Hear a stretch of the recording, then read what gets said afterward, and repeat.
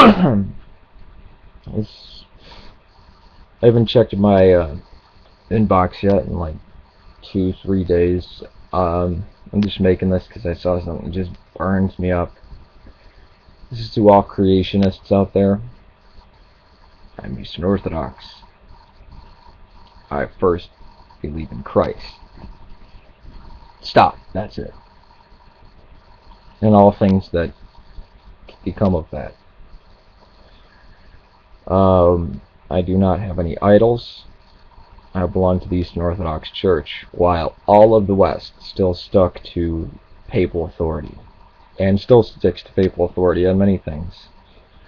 Augustine and Anselm being those two things that all fundamentalists still stick to, for reasons why. I have no idea. I guess they have to. They have to still stick with these papal creations. And I know that offends you, right? Now for a Catholic, for a Roman Catholic, I find no hypocrisy in that. I don't find any hypocrisy in that because they admit it.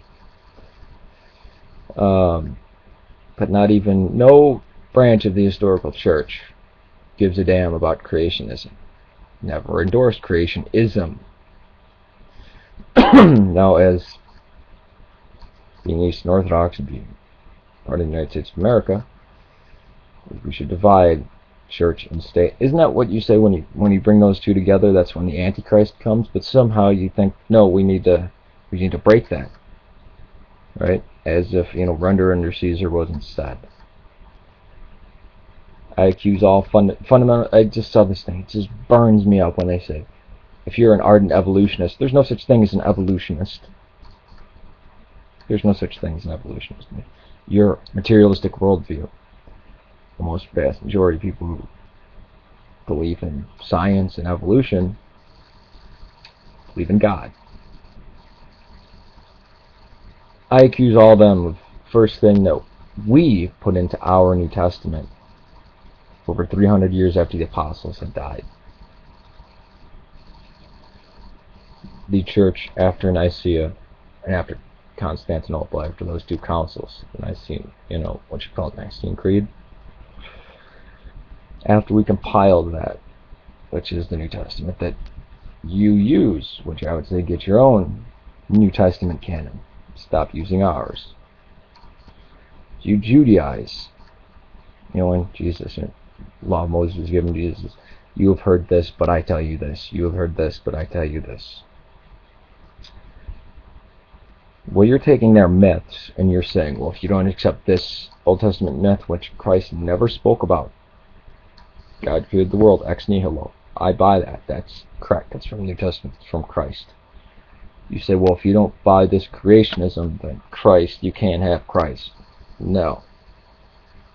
The only reason you do that is because you stick to Jerome's translation that Augustine interpreted, saying that we inherit the guilt of Adam. We don't. We inherit mortality from a fallen world, but we don't inherit the guilt of Adam. I don't know. I don't even think Roman Catholics still stick with that. So, just become Jews. You're already Judaizing. You've already tethered one part of the law to Christ.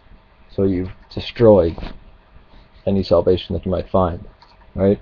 Isn't that what you say? Isn't that what Luther and Calvin and all those people say?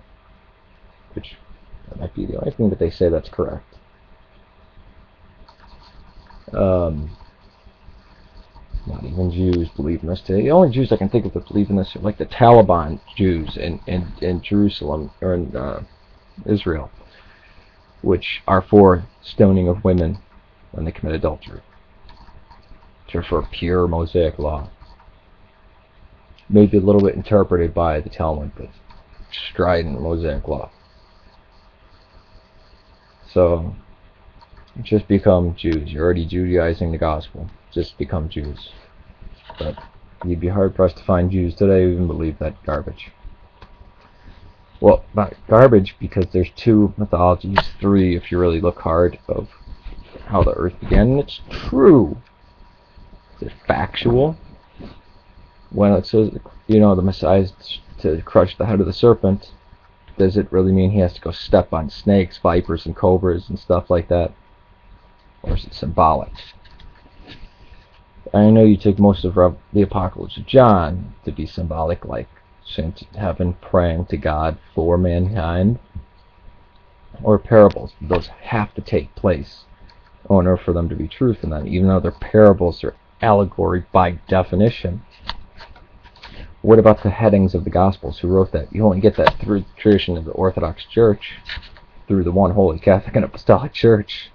So why do you accept the people who wrote those Gospels? Who wrote Hebrews? You don't know. And most of the titles on any of these things don't have a name attached to them. Not in the books themselves. Why do you accept the chapter and verse divisions? You accept so much from the Catholic Church. Why do you still hold on to Augustine and then Anselm and then Calvin and Luther?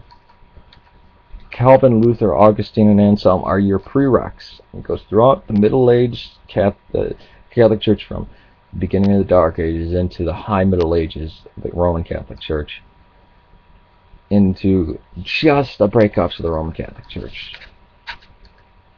Why do that? Why tether Christ to a part of the law? Once you do that, you lose both. So you're hypocrites of the highest caliber. Don't understand what you're doing. I'm Antiochian, by the way, so take it easy. Peace to you. May God live, serve you, Syria and Ireland.